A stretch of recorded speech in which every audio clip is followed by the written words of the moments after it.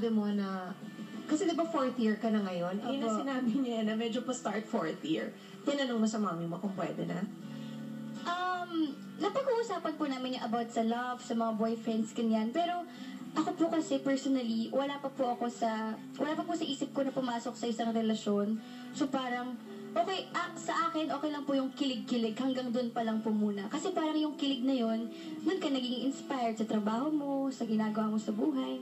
In the coming episodes of Kailangan Ko'y Ikaw kasi, pagdadaanan mo bilang anak namin, yung paghihigpit ng tatay. So yung diba, yung ganong sitwasyon, pwedeng ma-avoid, diba? Kasi from the start dapat, I think, kailangan yung open ka na sa dad at hindi na-shock na lang kami doon sa eksenang nangyari.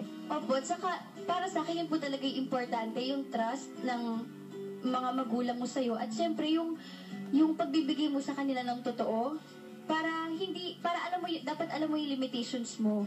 So para bibigyan ka nila ng trust, yung hindi yung hihigpitan ka nila, para alam nila na, mapagkakatiwalaan ko tong anak ko to, so papayagan ko siya. Ganun po. Napakataas ng regard ng parents mo sa'yo. I would say that.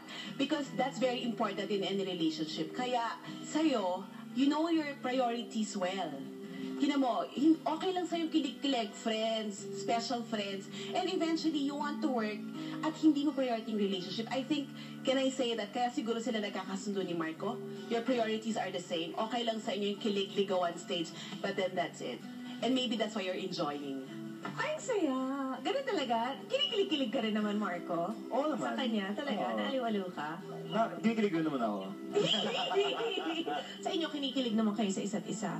Importante yun, na. Huwag masyadong serious ka agad, Actually, ako po, oo. Ikaw, kinikilig ka sa kanya? Aminin mo naman, ganyan ka cute. Ganyan ka pursigido. Nung kakakilig yun, Opo, syempre, paminsan-minsan dyan yung kilig, yung natutuwa ka, gano'n. Pero, minsan parang